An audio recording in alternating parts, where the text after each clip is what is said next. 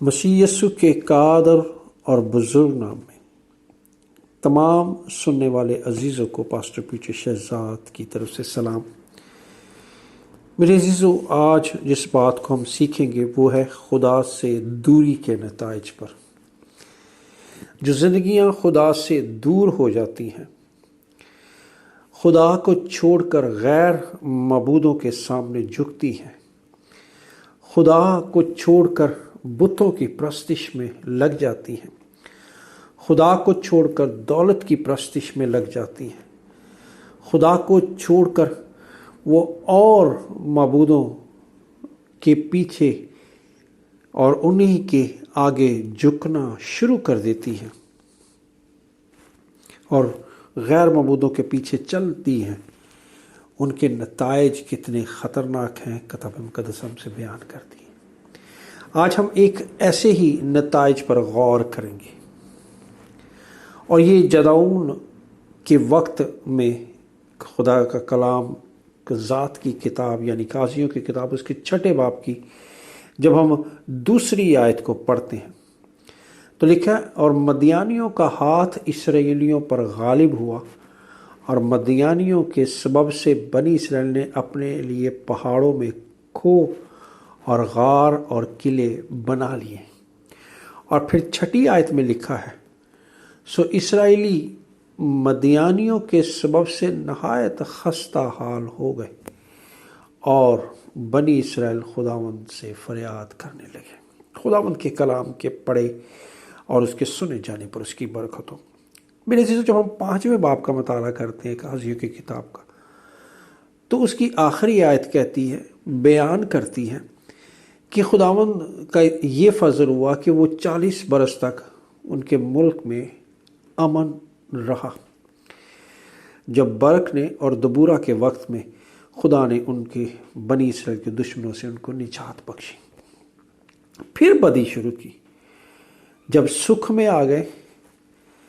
ہر طرح سے کھیتی باڑی اسی طرح کرنے لگے، درختوں پر پھل اسی طرح جس طرح سے وہ پہلے تھے، ان کی زندگی میں اس کا پھل کھانے لگے، گھروں میں آرام سے رہنے لگے، خوشحال زندگی بسر کرنے لگے، تو زندہ خدا کو چھوڑ کر غیر معبودوں کے پیچھے چل پڑے، بت پرستی کو زندگی میں لے لیا، اور بہت سی برائیوں کو زندگی میں لے لیا، اور خدا سے دور ہوتے گئے۔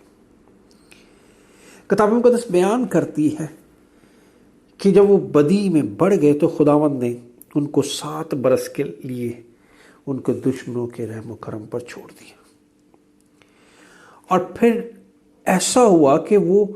اپنے گھروں کو چھوڑ کر بھاگے جو انہوں نے اچھے اور خوبصورت گھر بنائے، اور کھو اور غار اور قلعے بنا لے۔ ذرا غور کرنے کی ضرورت ہے کہ جب انسان گناہ کرتا ہے تو گناہ اسے اس کے اچھے گھر سے دور کر دیتا ہے، اور یہ باغ عدن کی کہانی کے وسیلے سے ہم سیکھتے ہیں۔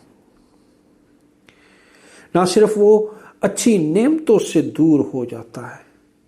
نہ صرف اچھی برکات سے دور ہو جاتا ہے، نہ صرف وہ خدا کے جلال سے دور ہو جاتا ہے، بلکہ وہ خدا کی حضوری اور خدا کے گھر سے بھی دور ہو جاتا ہے۔ اور پھر ہم آدم اور حوا کی کہانی کے وسیلے سے سیکھتے ہیں کہ کس طرح سے خستہ حالت وہ ہونے والے ٹھہرے۔ آج بھی جب اس کہانی پر ہم غور کرتے ہیں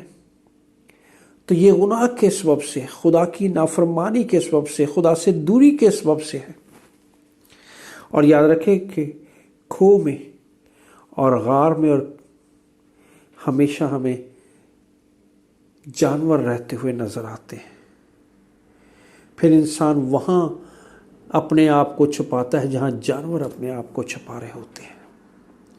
اور یہ خدا سے دوری کے سبب سے انسانوں کی زندگی میں ہوتا ہے۔ اور پھر یہ حالت ہو جاتی کہ نہایت خستہ حالت ہو جاتی ہے۔ روٹی کے ٹکڑے کے لیے ترستا ہے انسان، قرض اور بیماری میں مبتلا رہتا ہے، پریشانیاں اور مسائل اس کی زندگی کا حصہ بن جاتے ہیں، اور کوئی اس پر ترس نہیں کھاتا، کیونکہ وہ زندہ خدا کو، مہربان خدا کو، پیار کرنے والے خدا کو، فضل کرنے والے خدا کو، نجات بخش خدا کو، محبت سے بھرے خدا کو وہ چھوڑ کر جب غیر معبودوں کے پیچھے بھاگتا ہے، جب وہ دولت کے پیچھے بھاگتا ہے، جب وہ اپنی انا کے پیچھے میں لگ جاتا ہے، اور جب وہ خدا کو چھوڑ کر دنیا کی عیش و عشرت میں لگ جاتا ہے، جب وہ خداوند سے الگ ہو کر اپنی موج مستی میں زندگی بسر کر رہا ہوتا ہے، تو پھر خدا بھی اس کے حال پر چھوڑ دیتا ہے، اور پھر وہ خستہ حالت ہو جاتا ہے۔ اور یہ ہمیں خدا کا کلام بیان کرتا ہے۔ میرے عزیزو، ہمیں سمجھنا اور اس بات کو ہمیشہ مد نظر رکھنے کی ضرورت ہے کہ خداوند کا کلام ہم سے کیا بیان کرتا ہے، کتنا ضروری ہم سے اس بات کے لیے ہماری تربیت کرتا ہے۔ اس لیے امثال کی کتاب میں لکھا ہے، اپنے مکان سے آوارہ انسان اس چڑیا کی مانند ہے جو اپنے آشیانے سے بھٹک جائے۔ آج غور کرنے کی ضرورت ہے کہ ہم اپنے ابدی مکان سے بھٹکے ہوئے ہیں، جس میں سکون ہے، جس میں اطمینان ہے، جس میں خدا کی محبت اور خدا کا فضل ہے۔ آج انسان اس چڑیا کی مانند جو اپنے آشیانے سے بھٹکی ہے، بہت سے لوگ بھٹکے ہوئے ہیں، اور وہ جب بھٹک جاتے ہیں تو پھر وہ شکاری کے ہاتھ میں چڑیا آ جاتی ہے